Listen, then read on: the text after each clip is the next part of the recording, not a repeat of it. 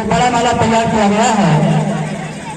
अपने chief guest मुकद्दस महोदय को सम्मानित करते हुए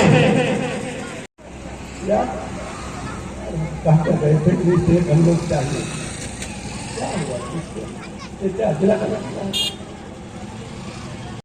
अभिनंदन करता हूँ और आज विशिष्ट अतिथि के रूप में राष्ट्रीय कार्यकारिणी परम आदरणीय आनंद हीराराम पटेल जी का भी स्वागत वंदन करता हूँ। संविधान खतरे में, संविधान को बचाने के लिए पूरा संघर्ष कर रही और संगठनात्मक ढांचा को जो है मजबूत करते हुए पूरे यूपी के अंदर ही इंडिया लेवल पर जिन्होंने अपना व्यापक कार्यक्रम लगा दिया है। आनंद पटेल जी, पंडित पटेल जी, मैं बहुत बहुत आपका अभिनंदन करता हूँ, स्वागत करता हूँ और एक ही नारे से आपका स्वागत करता हूँ।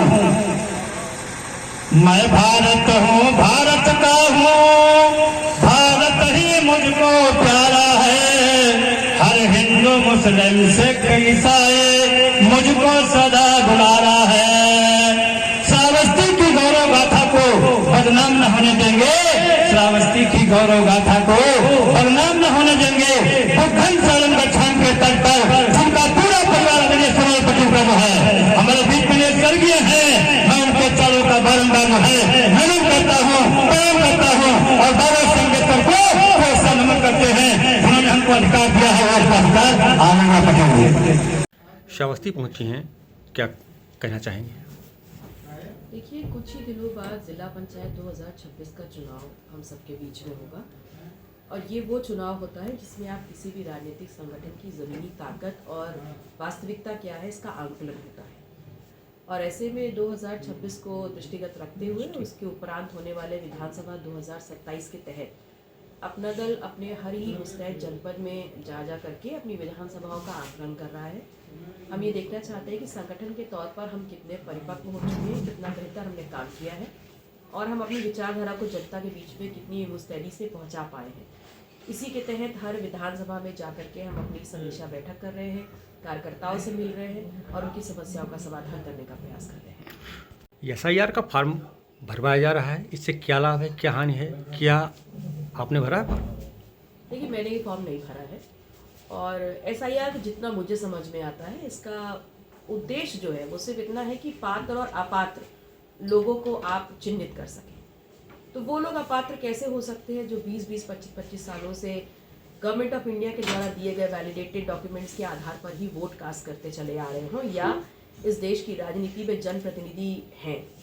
तो मुझे लगता है कि मैं अपने आप में पात्र हूँ, मेरे पास भी तमाम डॉक्यूमेंट्स हैं सरकार के द्वारा दिए गए, जिनके यूज़ के आधार पर मैं उत्तर प्रदेश या इस देश की लोकतांत्रिक व्यवस्था में अपने उस लोकतांत्रिक ताकत का इस्तेमाल करती हूँ। दिल्ली में हाल ही में हुए बम ब्लास्ट पर क्या कहेंगे?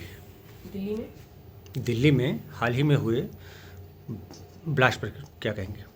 देखिए, इस देश की राजनीतिक सीमाएं जो हैं उसके अंदर होने वाले किसी भी ऐसे घटनाक्रम की हम निंदा करते हैं और साथ ही साथ ये हमारी जो सरकार है उसका दायित्व भी बनता है कि वो उसकी नैतिक जिम्मेदारी लेते हुए इस बात का पर्दाफाश करे कि कौन सी ताकतें हैं जो हमारे देश को डिस्टर्ब करने का काम कर रही हैं, उसकी जिम्मेदारी लें और उनके प्रति जो है अपना बहुत ही सख्त रवैया अपनाते हुए उनको कड़ी से कड़ी सज़ा दिलवाई जाए। ये एक जनता के रूप में हमारी भी मांग है।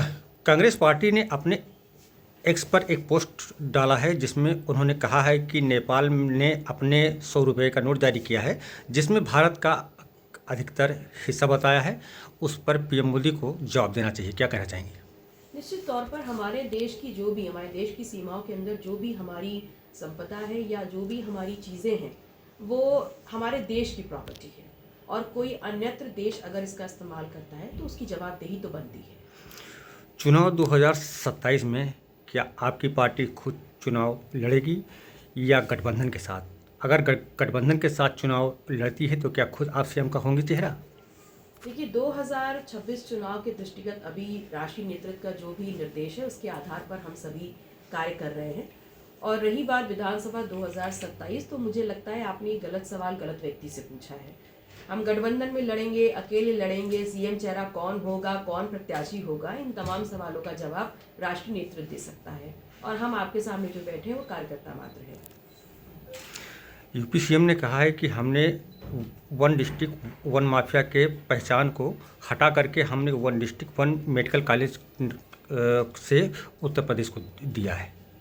देखिए, उत्तर प्रदेश की जो सरकार है निश्चित तौर पर विपक्ष के ऊपर हमेशा यही हमलावर रहती है कि विपक्ष ने वन डिस्ट्रिक्ट वन माफिया पैदा किया।